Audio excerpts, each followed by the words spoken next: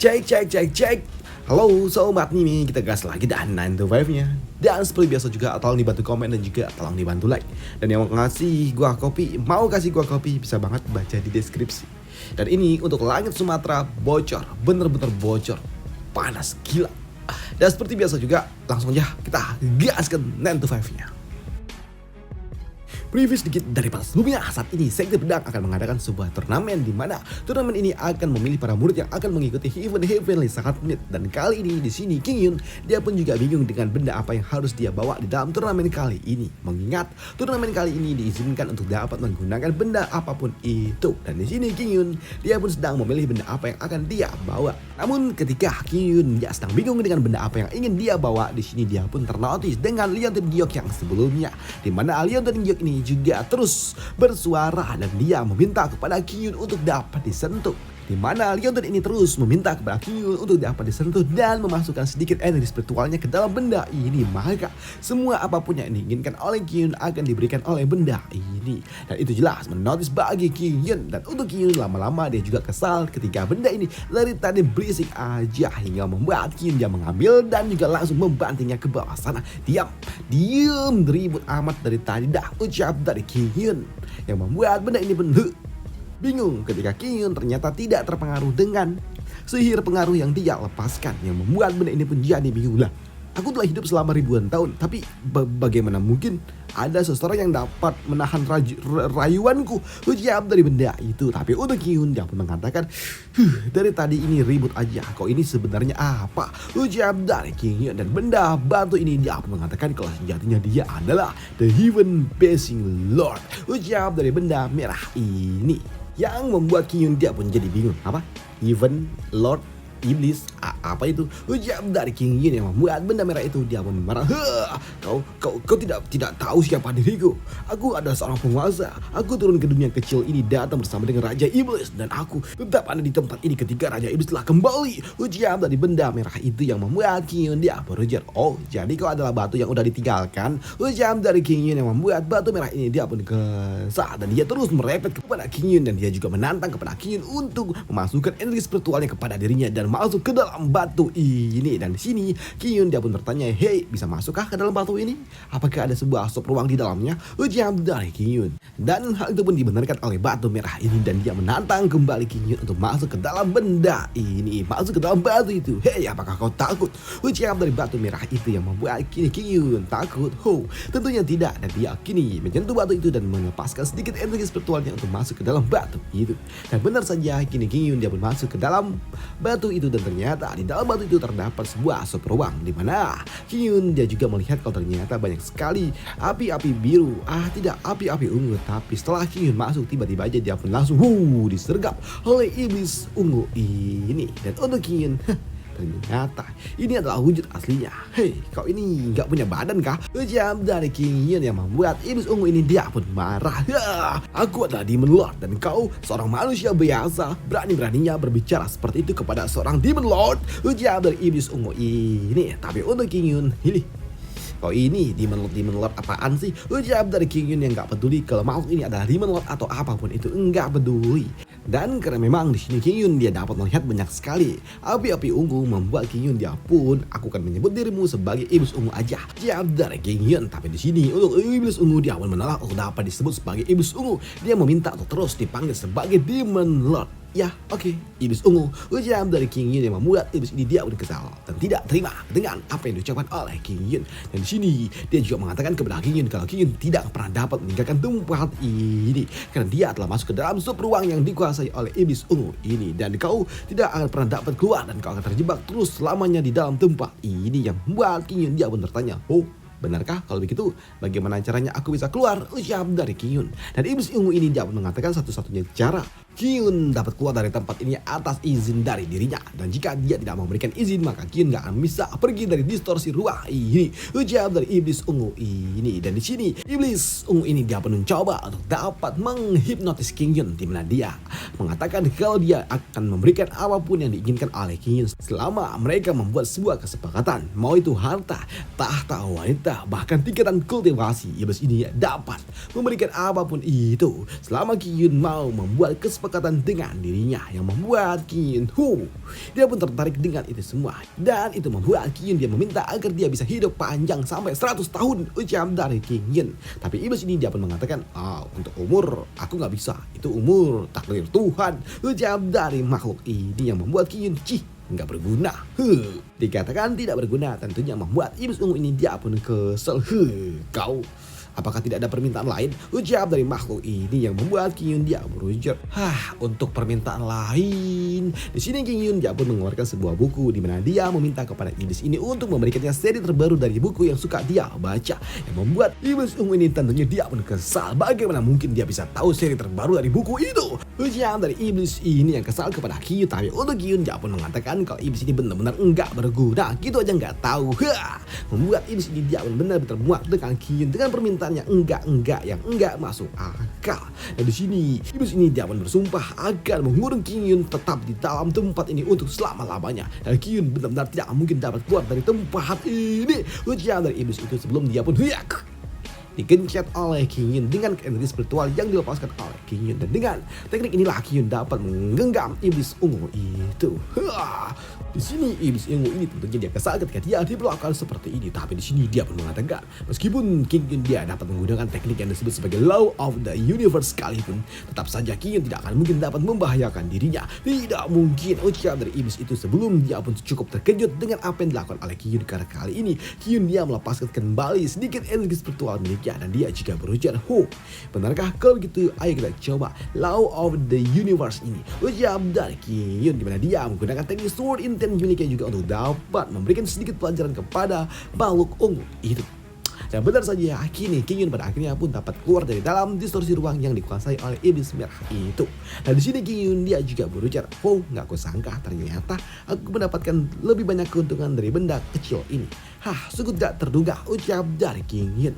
Nah ternyata sebelumnya King Yun dia sempat membuat iblis itu jadi babak belur hingga membuat iblis itu mengeluarkan semua harta karun yang dia miliki. Tuan, ini semua harta berharga yang aku miliki ini untuk dirimu, ucap dari iblis ini ketika dia sebelumnya songong tapi dikeplak sama teknik pedang milik King Yun. Pada akhirnya dia pun tunduk dengan King Yun. Dan setelahnya kini King Yun dia pun sudah harus bersiap-siap dengan turnamen yang akan diadakan 2 hari lagi. Baiklah, aku harus menyiapkan itu semua, ucap dari King Yun. Sedangkan di sisi lainnya di sebuah gua terdapat seorang murid yang sedang membuat sebuah kesepakatan dengan tetua dari sekte iblis, di mana tetua dari sekte iblis meminta kepada murid ini untuk mengambil daftar nama siapa-siapa saja yang mengikuti event dari Heavenly Summit itu. Dan di sini murid ini pun dia pun siap untuk dapat menjalankan misi yang diberikan oleh tetua iblis, dan dia juga berjanji akan memberikan harta karun yang sangat luar biasa dan membawa keluar murid itu dari sekte pedang, ujian dari tetua dari sekte iblis itu. Dan 2 hari kemudian kini event dari turnamen sekte dalam akhirnya segera dimulai. Dan turnamen ini tentunya dimulai dan dibuka langsung oleh Master Sekte, di mana Master Sekte dia pun mengatakan kalau turnamen kali ini adalah turnamen yang agak sedikit berbeda. Turnamen ini hanya digunakan untuk sebagai tes para murid-murid aja dalam tingkat kultivasi yang mereka miliki, di mana Master Sekte mengatakan kalau kompetisi ini ditujukan untuk dapat menseleksi para murid-murid untuk dapat mengikuti event Heavenly Summit yang akan segera dimulai. Dan untuk kompetisi sekte dalam di sini Master Sekte dia juga mengatakan kalau tidak ada batasan untuk murid-murid yang akan digunakan di dalam turnamen kali ini.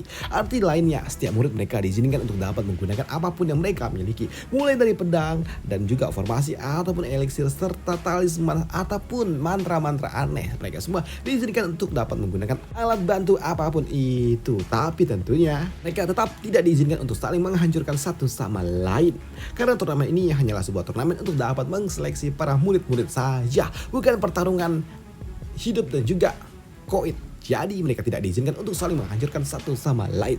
Selain itu juga di sini para tetua mereka juga akan menyaksikan pertandingan ini dan mereka juga akan mengawasi setiap pertandingan yang ada dan juga memastikan kalau semua berjalan dengan lancar untuk mencegah para murid-murid dapat cedera yang serius, ucap dari Master Sekte. Dan karena tidak ada lagi yang perlu dibicarakan di sini, dengan resmi Master Sekte membuka turnamen ini, ucap dari Master Sekte yang kini dia melepaskan sebuah benda kecil yang kini bersebaran di atas sana. Dan benda itu ternyata adalah sebuah giok yang diberikan langsung kepada setiap murid yang ada di tempat ini, di mana Master Sekte dia mengatakan kalau setiap murid akan mendapatkan nomor masing-masing, dan ketika nomor yang mereka pegang itu itu nyala, maka mereka akan naik ke atas arena, ucap dari Master Sekte. Dan tak lama setelahnya kini pertandingan pertama pun dimulai, dan itu akan mempertemukan murid-murid dari murid dalam dulu yang akan bertanding satu sama lain. Dan untuk pertandingan para murid dalam tentunya ya biasa aja, nggak ada yang menarik. Mereka semua bertanding dengan cukup serius karena siapapun yang dapat memenangkan pertandingan di area murid dalam, mereka akan memiliki hak untuk dapat menantang para murid-murid inti, termasuk menggantikan posisi yang dimiliki oleh murid inti. Dan jika murid inti kalah, maka murid inti akan turun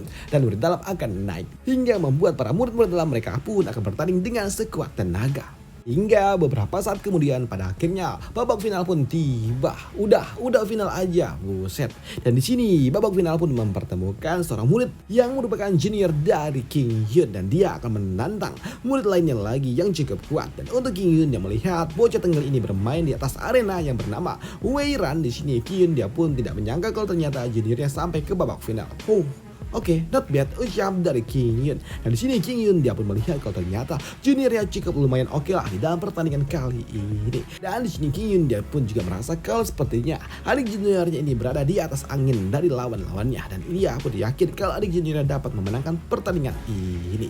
Dan benar saja, di sini adik junior dari King Hyun memang cukup dapat mendominasi hingga membuat dirinya dapat menekan lawannya. Namun itu hanya sebuah pertandingan yang biasa aja sebelum pada akhirnya mereka pun mulai serius, di mana di sini lawannya mulai menggunakan mantra talisman miliknya untuk dapat memperkuat tubuhnya jauh lebih kuat daripada yang sebelumnya. Dan itu juga membuat Junior Wei dia juga harus menggunakan eliksir miliknya untuk dapat membuat tubuhnya jauh lebih kuat lagi. Dan ketika mereka sudah mulai serius, barulah pertandingan ini agak sedikit lebih menarik, di mana masing-masing dari mereka akan menggunakan semua kemampuan yang mereka miliki. Begitu juga dengan adik Junior King Hyun, dia menggunakan teknik yang disebut sebagai Wind Speed Sword, dan ini adalah teknik yang cukup luar biasa, di mana pertandingan itu pun terjadi dengan cukup intens. Tapi di dalam pertandingan itu, di sini King Hyun dia pun tahu kalau pertandingan ini telah ditentukan siapa pemenangnya, karena benar saja ketika letupan energi terjadi di atas arena, di sini King Hyun dia pun tahu kalau saat ini adik juniornya tidak cukup untuk dapat memenangkan pertandingan ini, di mana adik juniornya dia pun mengatakan kalau dirinya mengaku kalah.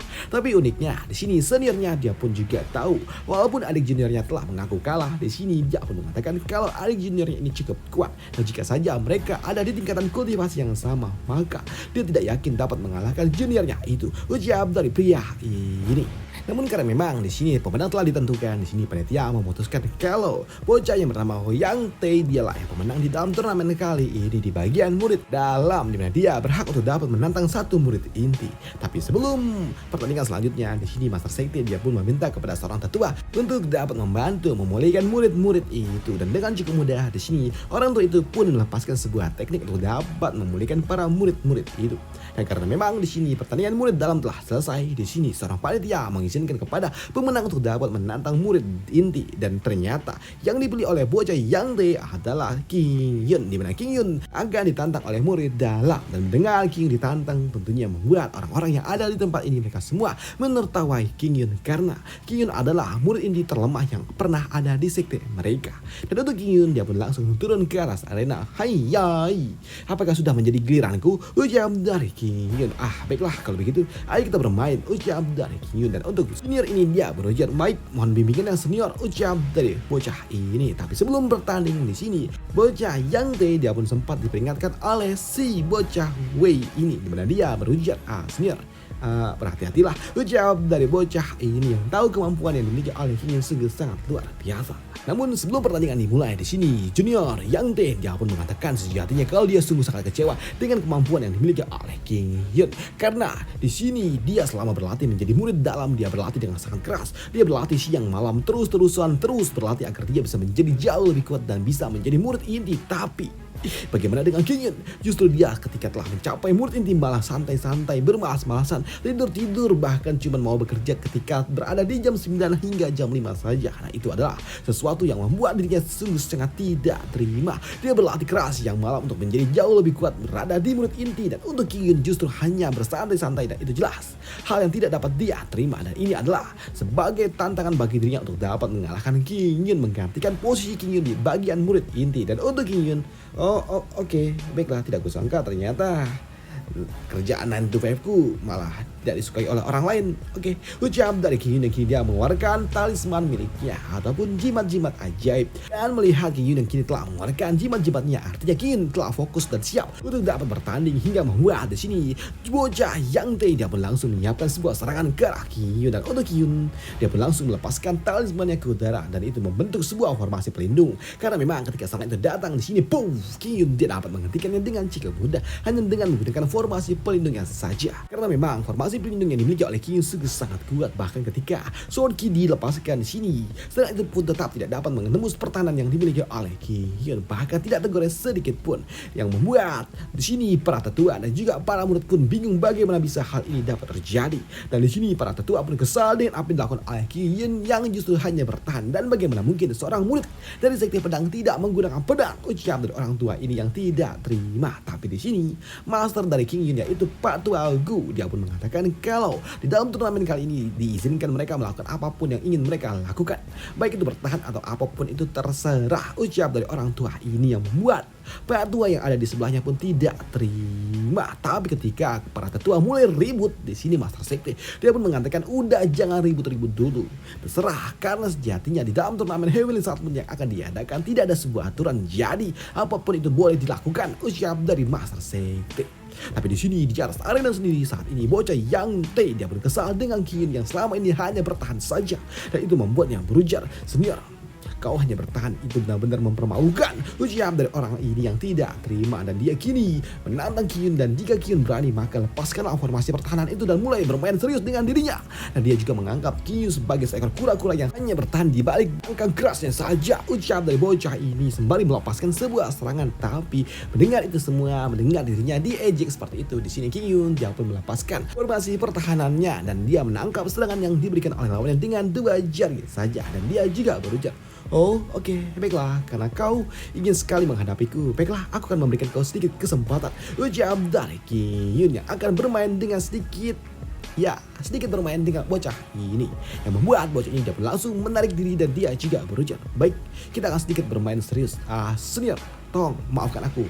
Kata-kataku yang sebelumnya itu tidak baik. Aku mohon senior mau memaafkannya, dan aku harap senior tidak tersinggung, ucap dari bocah ini. Dan untuk King Yun, oh oke, santai aja ya, nggak perlu seserius itu, aku tidak tersinggung kok dengan hal yang kecil seperti ini, ucap dari King Yun yang membuat bocah ini pun langsung menyiapkan item terbaik miliknya, dan dia kini menyiapkan teknik terbaik miliknya untuk dapat menghadapi King Yun. Tapi untuk King Yun lagi-lagi dia pun mengeluarkan talisman miliknya, dan dia merubah talisman yang sebelumnya digunakan sebagai pertahanan kini merubahnya menjadi fireball yang siap untuk dapat menghancurkan bocah tengil itu. Dan di sini dengan King Yun yang telah bersiap untuk dapat menyerang, di sini bocah itu pun langsung melepaskan teknik miliknya lagi. Tapi setiap teknik yang dilepaskan oleh bocah itu dapat dibatalkan oleh King Yun dengan cukup mudah dengan teknik fireball miliknya.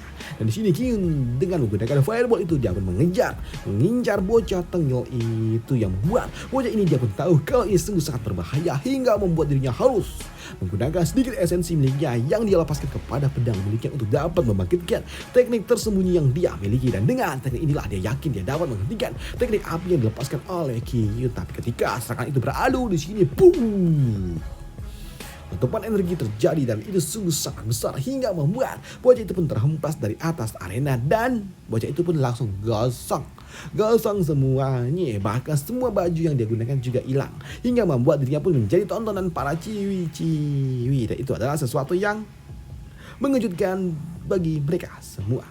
Dan selesailah cerita kita di sini dulu, dan sampai jumpa di part lanjutannya. Dan hari ini Sumatera panas banget, gila, ini jam 9 malam tapi panasnya nggak nanggung-nanggung, keringetan edan. Dan sampai jumpa di part lanjutannya.